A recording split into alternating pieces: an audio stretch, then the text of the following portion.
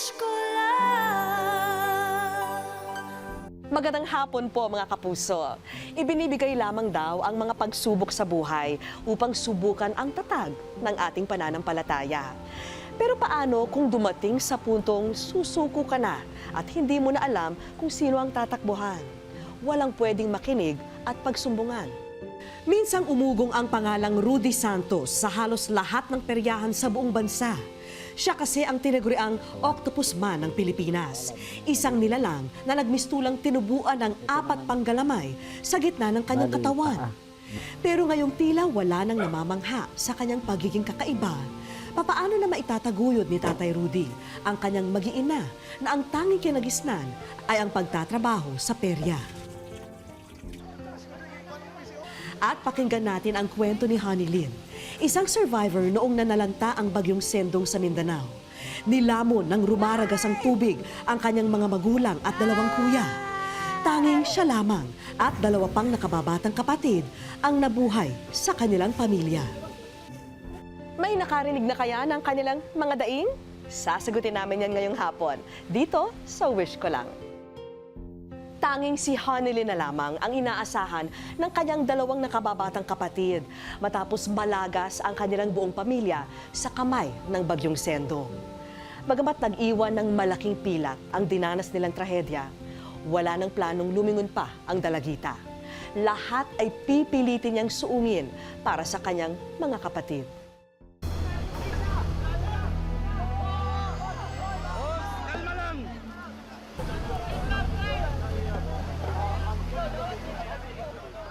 Taong 2011 nang hagupitin ng bagyong Sendong ang Mindanao.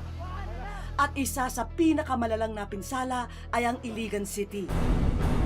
Halos 300 katao ang nasawi sa Iligan pa lamang. Samantala, libo-libo pa ang nasaktan, nawalan ng tirahan at naapektuhan ng kalamidad. Kasabay sa pag-anod ng tubig ang pagkalunod ng kanilang mga pangarap.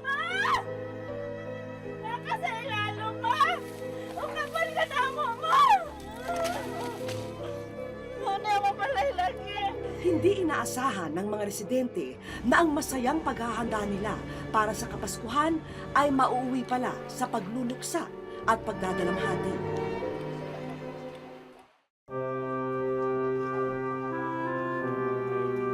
Ilang tulog na lang at Pasko na. Pero para sa pamilya ni Honey, sa dampi ng hangin lang nila ito ramdam. Gagawin ko sa inyo, wala akong trabaho ngayon eh. Ang kalagayan ko ngayon eh. Ay, okay na. Sanay na kami na hindi yung grande yung Noche Buena. Taon-taon naman. Tsaka, di ba, sabi nga nila, mas importante yung kompleto pamilya tsaka malaya tayo sa sakit. Eh, ito talagang kapatid ko na to, drama-drama mo. Pero tama ang kapatid mo. Basta magkakasama tayo, ayos na yun. Yung iba nga dyan, masasarap ang handa. Pero hindi naman sila masaya, di ba? At least tayo, masasaya tayo. Tama ako! Sabi nanay, tama ako. At ang mahalaga siyempre, magpasalamat tayo at hanggang ngayon, mayroon tayong pagkain, di ba? Di ba? Tama yan tayo kahit na pangat, no?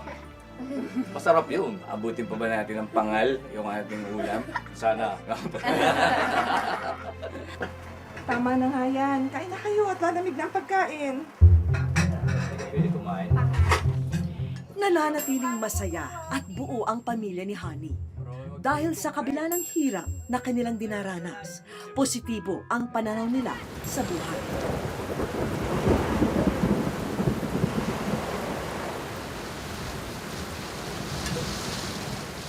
Naku, ang lakas na ng ulan sa labas. Nakakatakot na yun ah. Baka maundoy din tayo. Ano, takot ka naman kaagad? Mahihina lang yan. Isa kang titila rin yan. Wala naman sinabi sa balita na babagyo, di ba? Meron ba? Magdasal na lang tayo. Raymond, may mga kandila pa tayo dyan. Ha? Baka mamaya mawala ng ilaw. Ang flashlight natin nasa hiraman na naman. Sarap matulog ito mamaya. Ang lamig. Nakabawi tayo sa init. Noong unay, ipinagsawalang bahala lang ng pamilya Gonzales ang pagbabadya ng isang trahedya na maghahatid ng malaking pagbabago sa kanilang buhay. Lahat pumunta na sa itaas. Magmadali na kayo. Dali! Halika na, mataas na ang tubig. Sige na, umakit na kayo sa taas. Halika na. ng tubig. Sige na, sumunod na kayo doon. Kuya, lumikas na tayo. Tumataas na yung tubig. Sige. Halika dito. Kunin mo si Roy. Tapos lalabas muna kami ha. Dito lang kayo. Basta, sumama ka lang sa akin. Hawakan mo si Roy ha. Kumapit ka lang sa ate mo.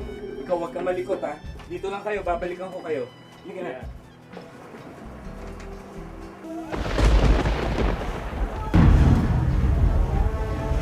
Patuloy ang pagbagsak ng ulan.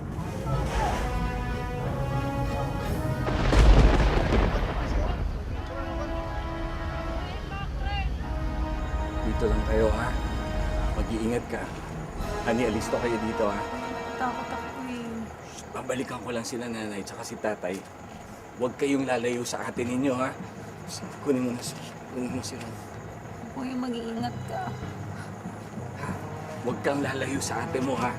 Sige, Ingat ka. ingat ka. Dito lang kayo, ha? Huwag kayong pupunta kahit saan.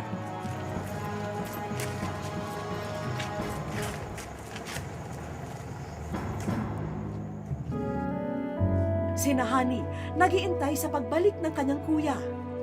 Sinubukan ni Honey na tawagan ng kapatid, ngunit hindi niya ito makontak.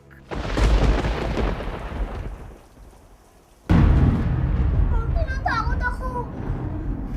Wala yun, wala yun. Ate, ano yung narinig ko? Wala yun na hindi. Natulog na kayo. Wala yun, wala yun.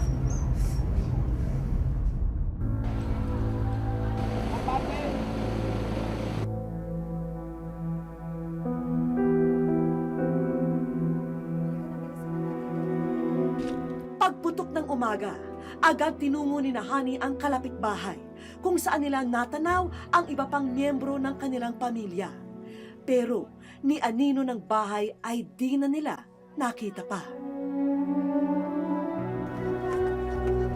Nay! Nay!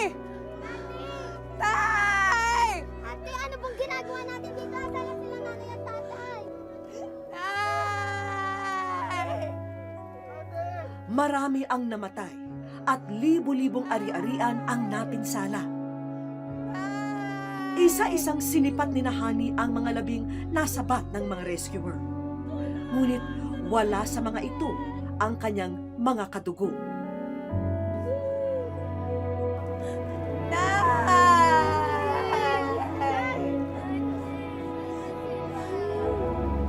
Kuya! Paano na ang kinabukasan ng magkakapatid na Honey, Heidi at Roy? Mayroon pa kayang magandang bukas na nakalaan para sa kanila? Wish ko lang. Sa aming pagbabalik, Gusto ko po ibalik yung dating saya nila. Gusto ko pong umingiti sila palagi. Hindi ko na nga po pinapakita kung gaano naghirap yung ate nila. Kasi alam ko namang maapepektuhan din sila eh. at mamaya, Ito yung sinasabing kakambal ko na sumanib na lamang sa aking Wish ko lang.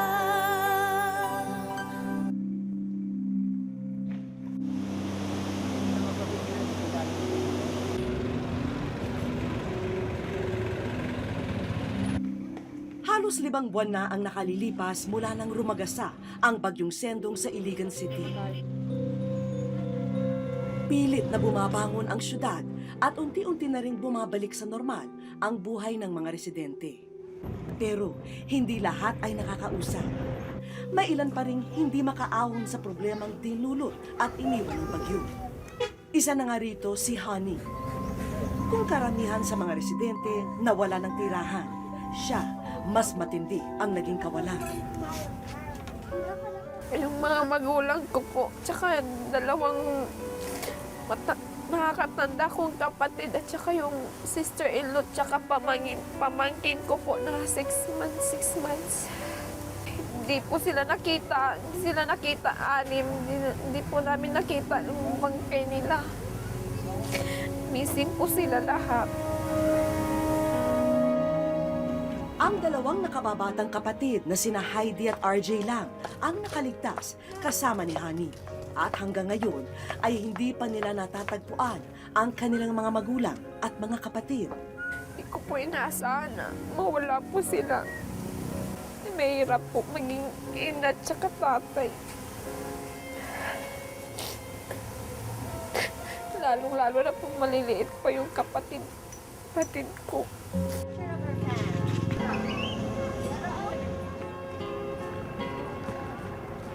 Hanggang ngayon din ay dito sa Tent City tumutuloy ang magkakapatid kasama ng mahigit 100 pamilya.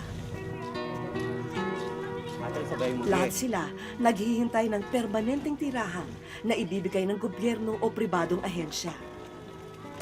Ito, yung pinabigay ng mga taga-DSWD, ito na lang po natira, mga sardinas na lang po, tsaka kape, may isang noodles. Tsaka yung ibang noodles po, binabarter po namin kasi nag-expire na po. Ito po, mga gamot, binibigay po ng taga sa gobyerno, nagbigay ng mga gamot para daw sa lagnat. Ito po, diretso na po kung saan po kami natutulog. Ito na po yung sala. Ito na po yung lahat. Lahat po dito na mag-a-arrange. Dito na din kami magkukwentuhan pag gabi. Pag umuulan po, may tubig po dito. Pag umuulan, may tubig dito hanggang dito. Ganun. Dito hanggang dito po. And doon kami po matutulog. Kakasya po namin to dito. Yung wala sa tubig. Mataas po kasing pati dito kaya hindi makuha na ng tubig. Sa awa po ng Diyos, may mga tao po kasing hindi namin inaasa na magbigay ng pera. Punta sa tent namin. Yun po, binabudget po namin yung ibibigay nila na pera. Bagamat pilit niyang iniisip na sila'y binabantayan at ginagabayan ng kanilang mga magulang, palaisipan pa rin kay Honey ang magiging kinabukasan nilang magkakapatid. Isip ko po na dapat po ako maging matatag dahil po sa dalawa kong kapatid, maliliit pa po kasi sila. Alam ko naman kasi pag wala ako, hindi siguro nila kaya. RJ, kuha ka ng noodles. Wala na yung noodles. Araw-araw, pilit binubuhay ni Honey ang mga kapatid sa abot ng kanyang makakaya.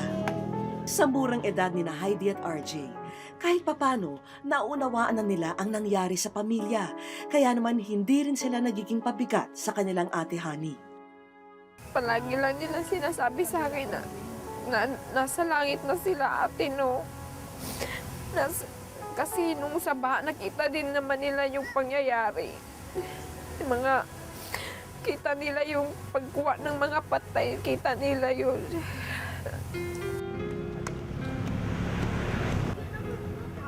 Hindi madali ang buhay dito sa Tent City, kaya naman wala silang magawa kundi ang magtulungang magkakapatid.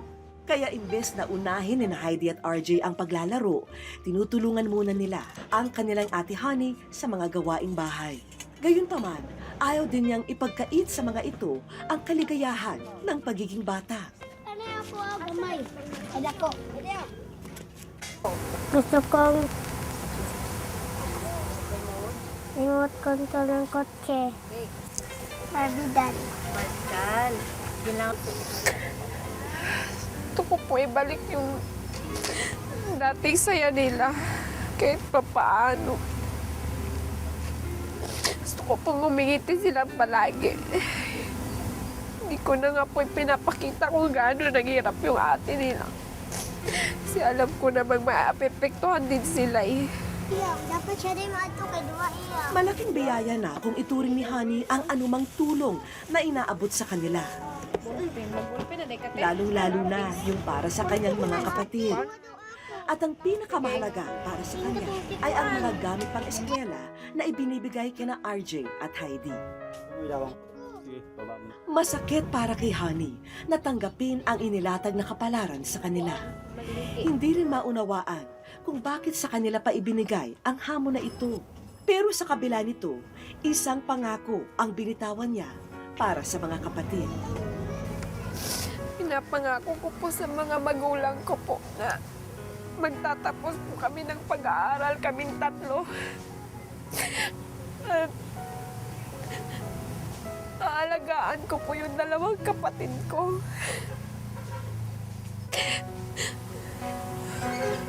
Papalakihin ko po sila ng maayos.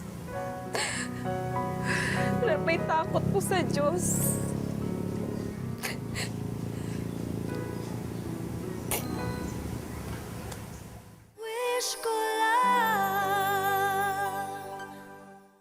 Sa aming pagbabalik, kahit tapos na ang pamamasyal, hindi pa rito nagtatapos ang aming sorpresa.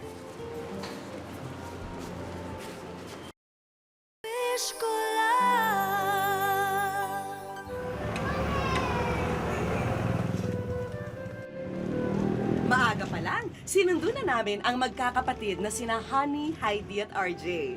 Kasama ang matalik na kaibigan ni Honey na si Connie, niyaya namin silang lumabas para makapabasyal naman. Sa biyahe pa lang, aninag na sa mga mata ni na Heidi at RJ ang kagalakan sa mga nakikita sa paligid. Mula Iligan City, bumiyahe kami papuntang Cagayan de Oro at ang first stop dito muna sa isang mall. Hinayaan muna naming maglibot at maglibang ang magkakapatid. Sina Heidi at RJ halos mataranta kung ano ang unang gagawin.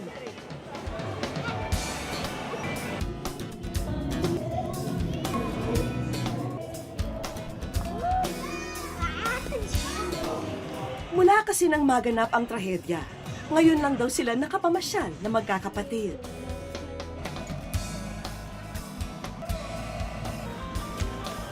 Ngayon na araw po, naibalik po yung mga ngiti nila. Sobra po. Habang tinitingnan ko po sila, niisip ko na parang kasama lang namin yung pamilya ko na nagkatuwaan. Halos hindi matanggal ang mga ngiti ni na Heidi at RJ ng mga oras na yun. Awat na RJ! Tiyak dito sa susunod nating pupuntahan, mapabalik ang sigla mo.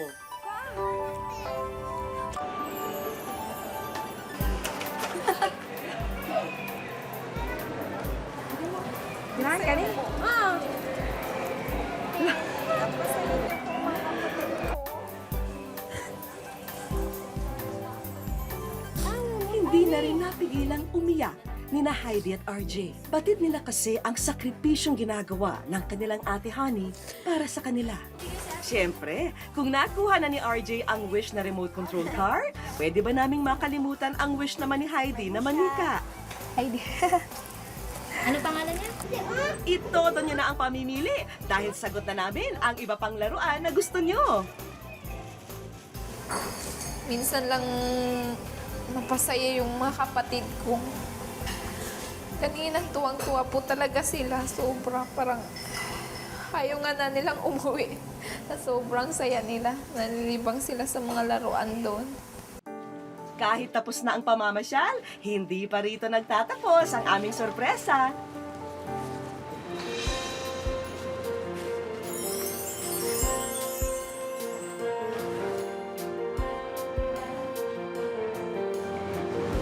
Salamat po.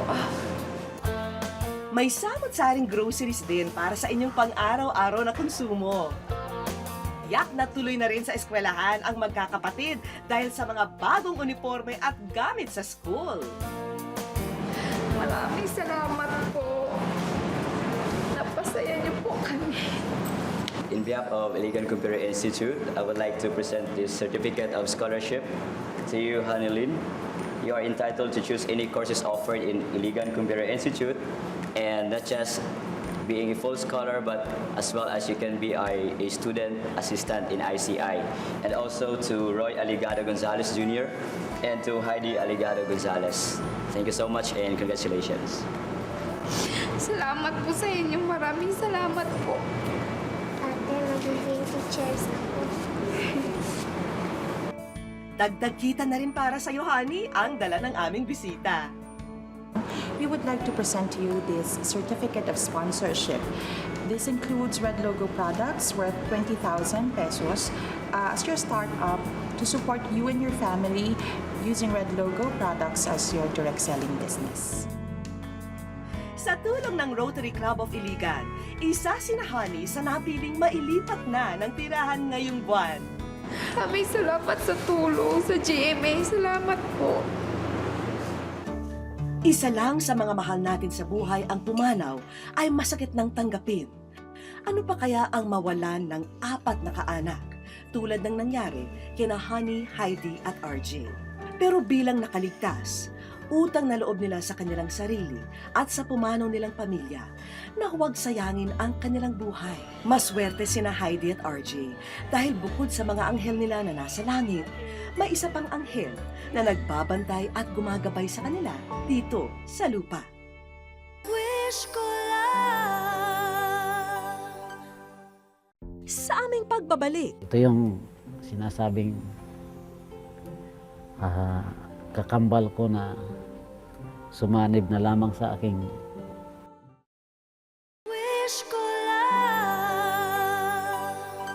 Nang magsara na ang telon ng mga perya sa karera ng tinaguriang Octopus Man ng bansa.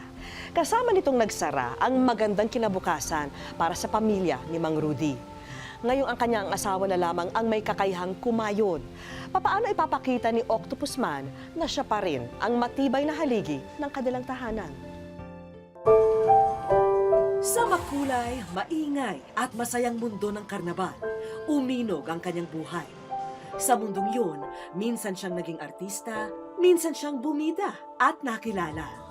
Subalit ang kumukutitap na mga ilaw ng perya ay nakatakdang maglaho. Ang musika't halakhak ay nanahimik. Ang kanyang karera'y biglang nahinto. Minsan ang nahubaran sa telebisyon ang kanyang tunay na anyo. Pero sa aming pagbisita, naabutan namin siyang nagsusumamo. Muli nating kilalanin si Rudy Santos at alamin ang buhay ng tinaguriang Octopus Man.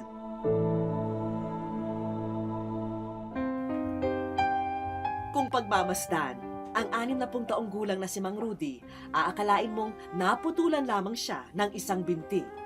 Subalit sa loob ng kanyang pantalon, nagtatago ang isang sikreto. At sa paghuhubad niya ng damit, tatambad ang kanyang lihim na kakambal. ito yung ipapakita ko. Ito yung sinasabing kakambal ko na sumanib na lamang sa aking katawan. Ito yung pinaka parang ulo, may buhok, may suso, kamay ito, may palad, may mga daliri. At ito naman yung bali paa na 2, kaya naging 3. Base sa kwento'y napaglihian daw ng kanyang ina ang pugita o octopus nung siya'y ipinagbubuntis. Subalit paliwanag ng doktor, hindi raw ganap na nabuo ang kanyang di umano'y kakambal na kung tawagin ng mga eksperto ay parasitic twin. Kaya sa pagsilang noon kay Mang Rudy, ipinanganak din si Octopus Man. Sa bayan ng Magalang, Pampanga, iniluwal si Mang Rudy. Pagtungtong pa lang niya sa edad na 5, ang tinaguriang Batang Pugita ay nagsimula ng magtanghal sa mga perya. Pinuntaan talaga kami doon sa aming baryo sa Pampanga ng isang promoter sa karnaval. At nag-alok na i-try natin na ipakita sa publiko para hindi naman siya para daw hindi ako maging kimi sa tao. Maging open ako sa tao. Kasi pagka nananatili daw ako nakatago, mahihirapan daw ako paglaki na tanggapin ang katotohanan. Dahil sa kanyang trabaho, nakarating siya sa iba't ibang lugar sa Pilipinas at nakapagtanghal din sa ibang bansa. Sa mga karnabal na nga niya, iginugol ang malaking bahagi ng kanyang buhay. Doon na siya nagkaisip, nagbinata at halos tumanda hanggang sa makilala niya ang kapwa tagapagtanghal sa karnabal na si Evelyn. Nagkasama kami sa isang trabaho kasi mayroong may isang isang kumpanya ng karnabal na pinasukan ko, tapos meron din sila may exhibit doon din siya nagtatrabaho. Doon kami na unang nagkita. Kung ang hinahanap natin sa tao ay kabaitan, mabait. Nasa kanya yung nakita kong may tiyaga. Kung sakasakali sa ganitong kalagayan, hindi tayo pababayaan. Kaagad na nagkamabutihan ang dalawa, hanggang sa nagsama't nagbunga ang kanilang pagmamahalan. Dito sa bayan ng Liloy, sa Zamboanga del Norte, naninirahan ngayon si Mang Rudy, malayo sa ingay at gulo ng perya. Kung nooy tampok siyang atraksyon sa perya, ibang imahe ang aming nadatnan nang siya'y aming dalawin. Maihahambing sa isang roller coaster ang pag-akyat at pagbulusok ng buhay ni Octoman. Sa isang iglap, ang kasagana ay kanyang nalasap. Subalit sa isang iglap, natagpuan na lamang niya ang sarili at ang kanyang pamilya na naghihirap. Naramdaman ko yung hirap ng buhay. Kasi iba kasi yung kahit sa normal na tao, iba yung may hanap buhay ka, may trabaho ka maganda dati, kumbaga, tapos mawawala ka sa trabaho mo, dadanas ka ng paghihirap. Sabihin mang sobra-sobra ang kanyang mga kamay at paa, hindi naman niya ito ngayon mapakinabangan dahil wala na siya sa perya. Dahil sa kanyang kalagayan, limitado rin ang kanyang kilos. Tila kumupas ang kulay ng buhay para kay Mang Rudy. Ang kabiyak kasing si Aling Evelyn, wala ngayon sa kanilang tabi. Hindi sana okay sa akin kasi una, sabihin na natin sa kalagayan natin ito, hindi tayo dapat nag-iisa. Hindi dapat nawawala o mawala ng maalalay. No?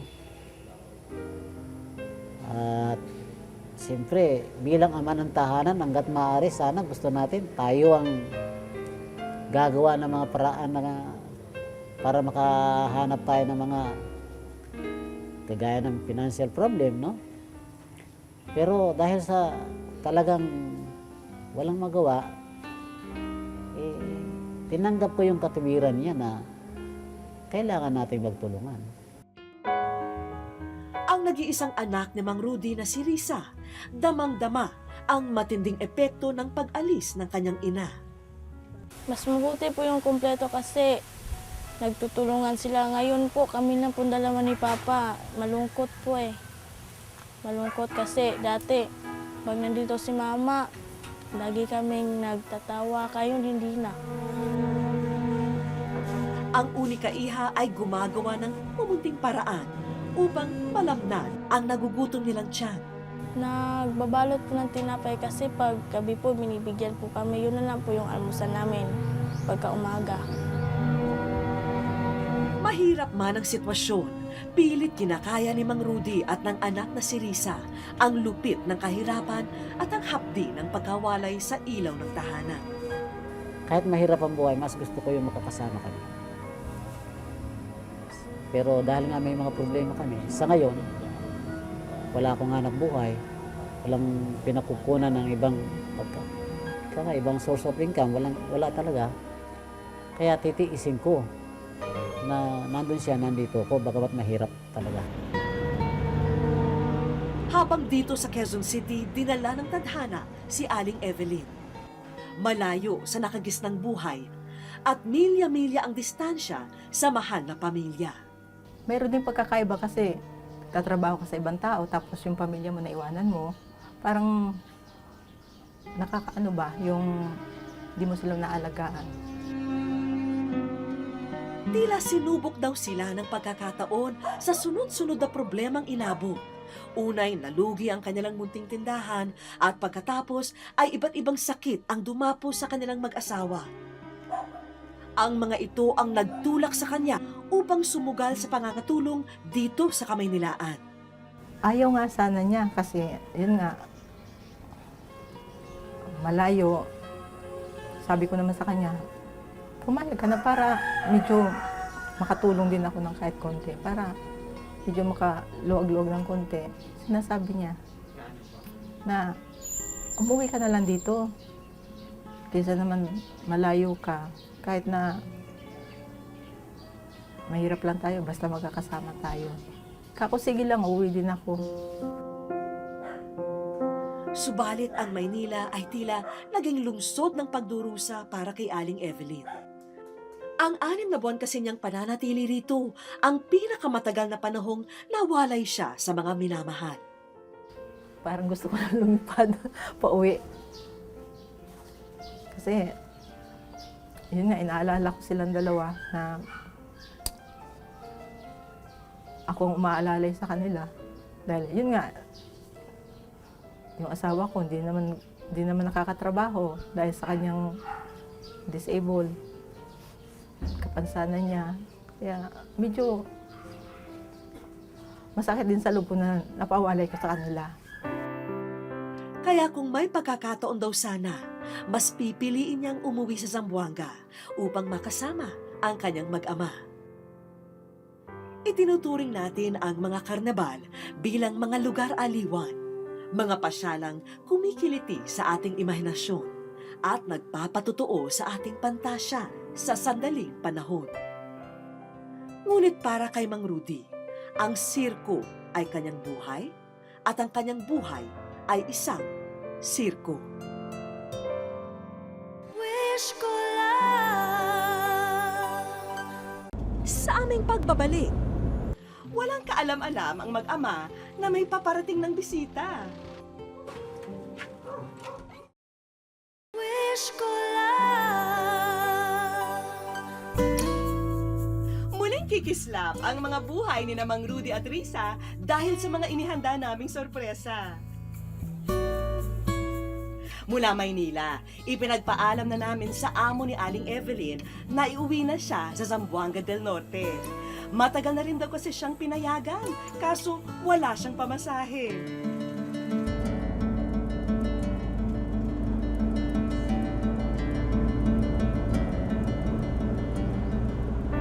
Samantala, ang iba naming kasamahan, nag-aabang na sa bahay ni Mang Rudy. Walang kaalam-alam ang mag-ama na may paparating ng bisita.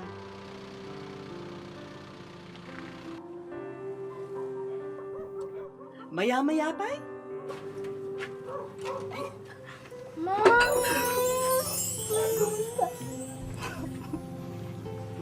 I miss you. Basta na. Basta. Ako.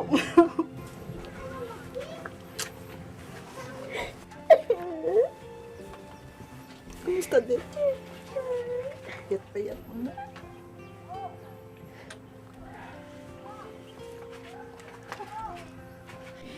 itong si Risa hindi na halos humiwalay sa ina. Hindi ko inaasahan na ganito nga. Kasi nakita ko na mama ko. Mahirap pag walang mama. Parang ikaw na yung naging mama.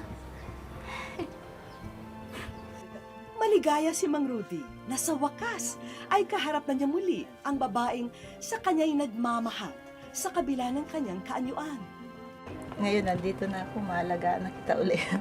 Payat-payat mo eh. At ngayong kompleto na ang pamilya, tara na sa aming susunod na pasabog!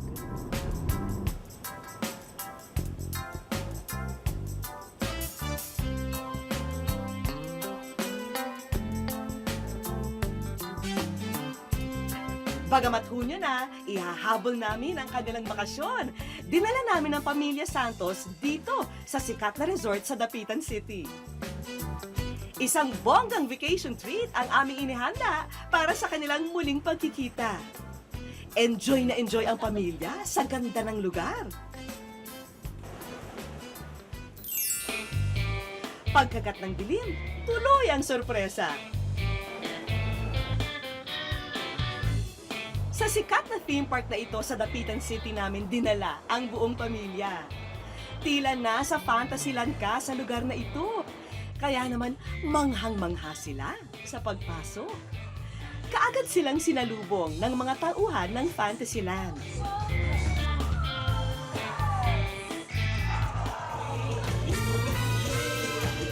At aba, Isang espesyal na pagtatanghal pa ang kanilang inihanda.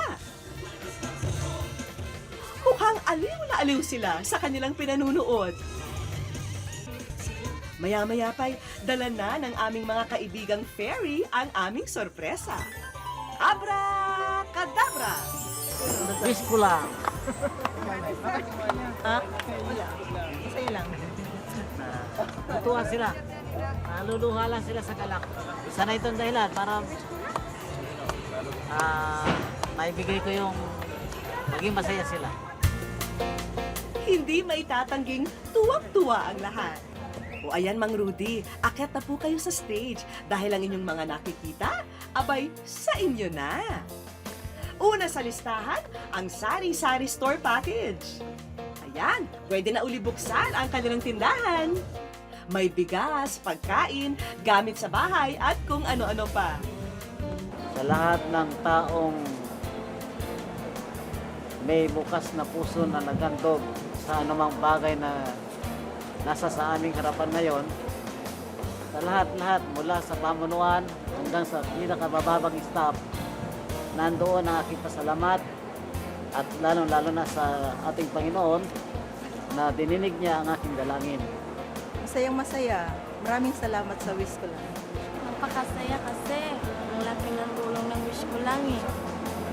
Maraming salamat. Sana umunlad ang Wish ko lang.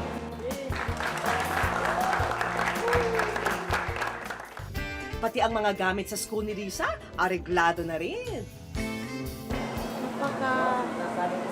Masaya kasi kumpleto na. Wala nang kulang. Thank you sa Wish ko lang. Sigurado na rin ang kinabukasan ni Risa dahil sa balita ng ating bisita. Ave Maria College awards this scholarship certificate to Leo Belisa B. Santos. This certificate entitles Leo Belisa to a 100% free tuition free on any course of her choice. So congratulations, Leo Belisa. Halos maiyak si Aling Evelyn dahil sa kanyang narinig. Panay naman ang pasasalamat ni Mang Rudy. Yun po ang talagang aking laging dinadasal na bigyan namin siya ng pagkakataon at sana ibagampanan namin bilang magulang na makapagtapos siya sa kanyang pag-aaral sa anumang kurso niyang gusto. Yun nga, naisipan ko ang magpadala ng liham sa Wish ko lang. Napuno ng kaligayahan at sorpresa ang maghapon yun para kay Mang Rudy at sa buong pamilya. Hindi nila sukat akalain na sa isang iglap, muli nilang makakapiling ang isa't isa. Sa wakas, minsan sa kanyang buhay, si Mang Rudy naman ang binigyang saya ng mga taong nakapaligid sa kanya. Itinakda ng may kapal na ang bawat unos ay daraan lamang sa ating mga buhay. At kadalasang kasunod nito ay bagong umaga, bagong simula, bagong pag-asa. Kung may kahilingan po kayo para sa inyong pamilya, kaibigan o para sa sarili, sulatan niyo po kami sa GMA Network, EDSA Corner Timog Avenue, Quezon City. Maaari rin niyong iparating ang inyong kahilingan, kwento at komento sa aming official page sa Facebook at sa Twitter at Wish Ko Lang GMA. At hanggang sa susunod na Sabado po, ako po yung Kapuso, Vicky Morales, at ito po ang Wish Ko Lang.